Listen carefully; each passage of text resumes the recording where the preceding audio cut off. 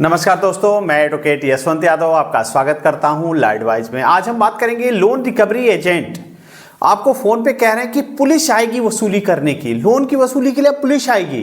क्या यह बात सच है? इसमें कितनी सच्चाई है? क्या ऐसा कोई राइट्स है, अधिकार है पुलिस के पास कि लोन की रिकवरी के लिए पुलिस आपके घर पे आएगी? क्योंकि हमारे बहुत सारे ऐसे क्लाइंट हैं जिनके पास फोन आया कि सर वो तो कह रहे हैं कि आपके घर पे पुलिस लेके आ रहे हैं। तो मैंने कहा ठीक है, मैं इस पे वीडियो ही बना देता हूँ, वीडियो अंत तक देखेंगे, आपके सब डाउट क्लियर हो जाएंगे कि क्या पुलिस आ सकती है, ऐसा कोई नया अधिकार आ गया, नया कानून आ गया है। तो आज उस पर हम बात करेंगे।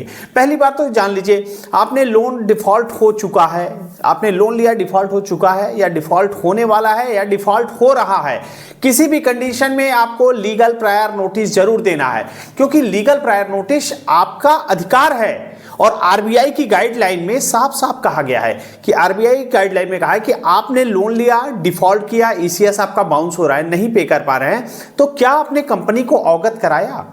क्या आप कंपनी को इन्फॉर्म किए?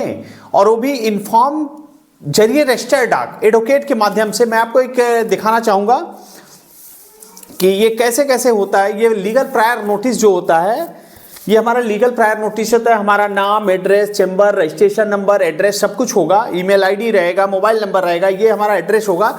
और ये जो होता है लीगल प्रायर नोटिस ये 10 पेज का, ये जो होते हैं आपके हिसाब से होता है। हर आपका सिक्योर्ड लोन है, अनसिक्योर्ड लोन है, कैसा लोन है, जो भी होगा ये प्रोसेस होगा। उसके बाद ये लास्ट में आपका होगा, इस पे हमारा नाम, एड्रेस, रजिस्ट्रेशन नंबर, स्टैम्प वगैरह सब कुछ लगा होता है। ये होता है लीगल प्रायर नोटिस।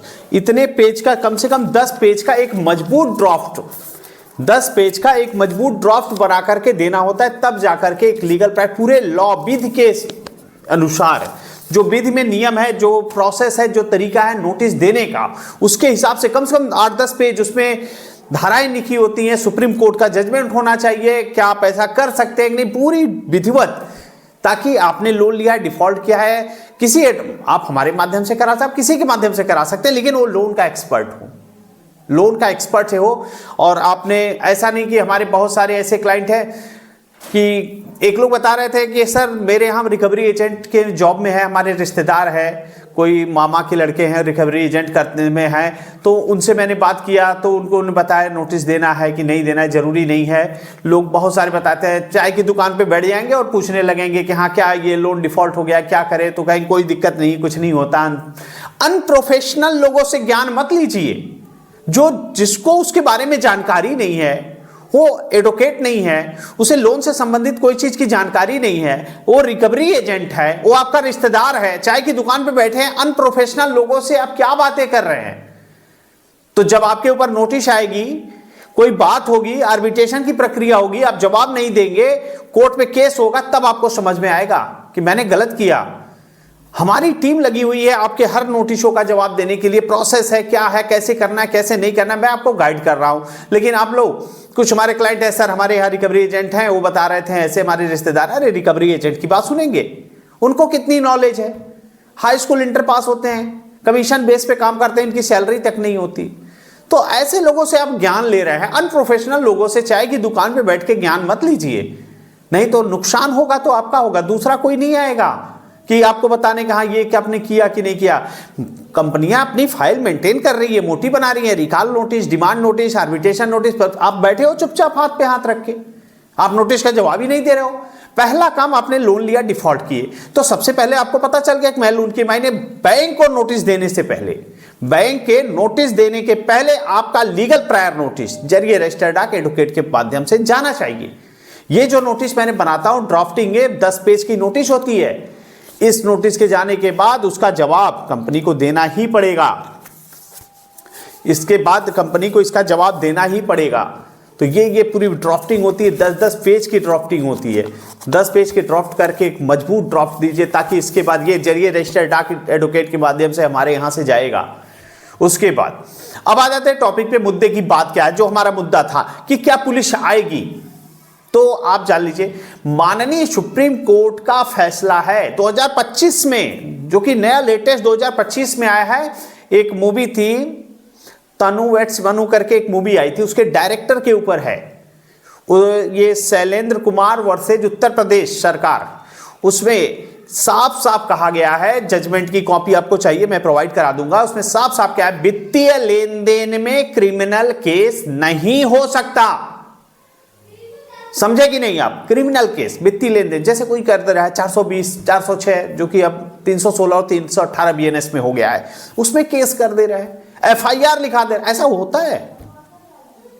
माननीय सुप्रीम कोर्ट का जजमेंट है, वित्तीय लेन देन में क्रिमिनल केस नहीं होता है। जब क्रिमिनल केस नहीं होगा तो पुलिस कहां से आ जाएगी? पुलिस का क्या काम है?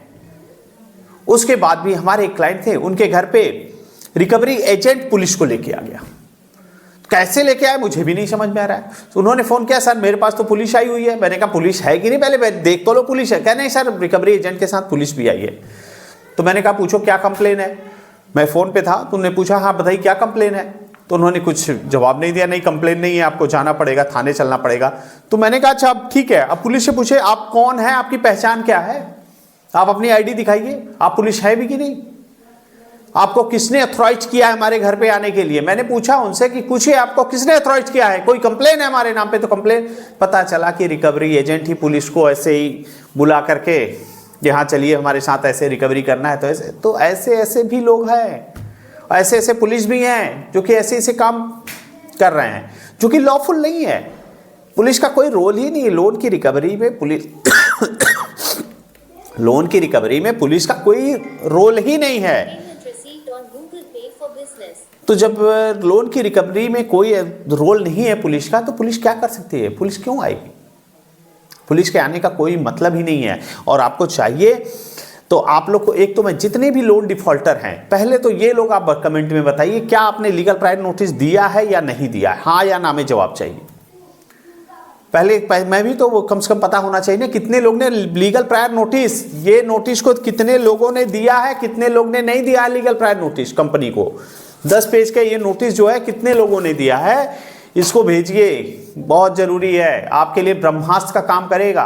कोई भी रिकॉल नोटिस हो, डिमांड नोटिस हो, आर्बिट्रेट कुछ भी हो, आपने पहले इन्फॉर्म कर दिया है, मैंने पहले इन्फॉर्म कर दिया है, लीगली कार्रवाई होने से पहले आपको इन्फॉर्म कर रहा है आपके लिए। तो अगर ऐसा कुछ होता है, और रही बात जो पुलिस एजेंट लेके आए थे वो डराने के लिए लाए थे, और डरिए मत। और एजेंट की बातों का कभी विश्वास मत करिए, टोटल झूठ होते हैं, फर्जी होते हैं। यहां तक कि फर्जी पुलिस और फर्जी एडवोकेट भी बन जाते हैं, कमीशन पे काम करते हैं, सैलरी होती नहीं है ज़्यादातर। तो अगर जो मिल गया कमीशन पे, तो किसी भी प्रकार से आपसे पैसे निकलवाना चाहते हैं। और पुलिस का कोई रोल नहीं है। अगर वो कहते हैं रिकवरी एजेंट कि आपको घर में पुलिस आएगी, आपको मोस्ट वेलकम, भेज दो, पुलिस ही तो है, आएगी, आने दो, पुलिस का कोई रोल ही नहीं, आएगी क्या?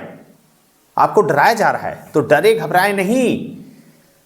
कोई कहे पुलिस भेज तो बिल्कुल भेज दीजिए, पुलिस आएगी, हमें ले जाएगी। जो लॉ के अगेंस्ट नहीं है तो नहीं है। तो बार बार मैं कहता हूं, अच्छा ये पूरा वीडियो देख लीजिए, उसके बाद आपके डाउट को क्लियर हो जाएगा। देखिए लोन की ईएमआई में, और एक चीज में जान लीजिए, हमारे जो पुराने क्लाइंट हैं उनके अंदर से तो मन में डर समाप्त हो चुका है। वो रिकवरी एजेंट से डर, आप अभी हो सकता है जो नए जुड़े हो, नए लोग हो, उनको डर लग रहा हो लोन कैसे रिकवर होगा, कैसे क्या होगा, कैसे प्रोसेस होगा, कैसे सेटलमेंट होगा। लेकिन जो हमारे पुराने क्लाइंट हैं उनके यहाँ तो ऐसे क्लाइंट हैं, उनके यहाँ रिकवरी एजेंट जाने से सोचते हैं, डरते हैं, क्योंकि वहां जाएंगे तो उसको पूरा राइट्स पता है, अधिकार पता है, वो तो पहले ही I card, visit letter, DRA का लाइसेंस है तो बात करो, नहीं तो चलो निकलो यहाँ से।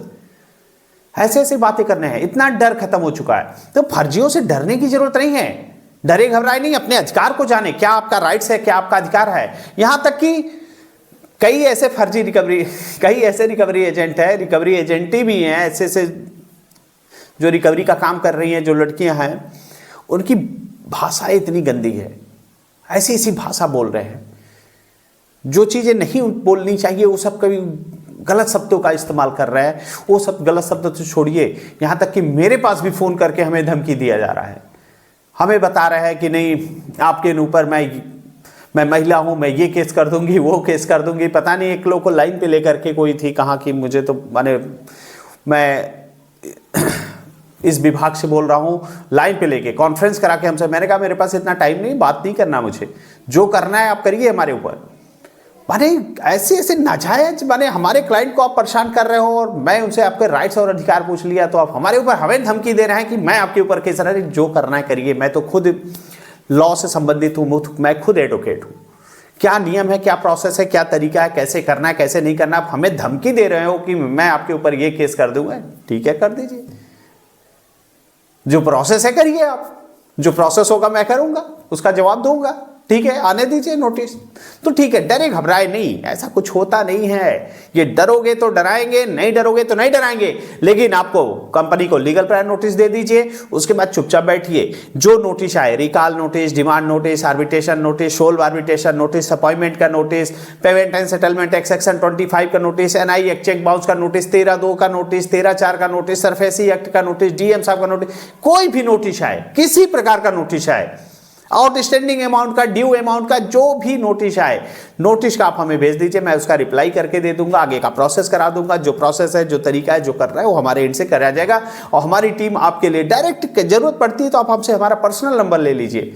यदि आप हमारे क्लाइंट हैं, हमारा पर्सनल नंबर चाहिए तो आपको हमारा पर्सनल नंबर मिल जाएगा, उसके बाद आप आगे का प्रोसेस कर लेंगे। फिर जो दिक्कत समस्या आएगी, मैं आपको डायरेक्टली, आपको फेस टू फेस अगर मिलना चाहेंगे तो आप हमसे कॉल बुक करके आप हमसे डायरेक्टली पर्सनली मीटिंग कर सकते हैं। और डरे घबराए नहीं, कोई दिक्कत हो, समस्या हो, परेशानी हो, हमारा नंबर है, आप हमसे संपर्क कर सकते हैं। मैं अपनी बातों को यहीं समाप्त करता हूं। जय हिंद, जय भारत, धन्यवाद।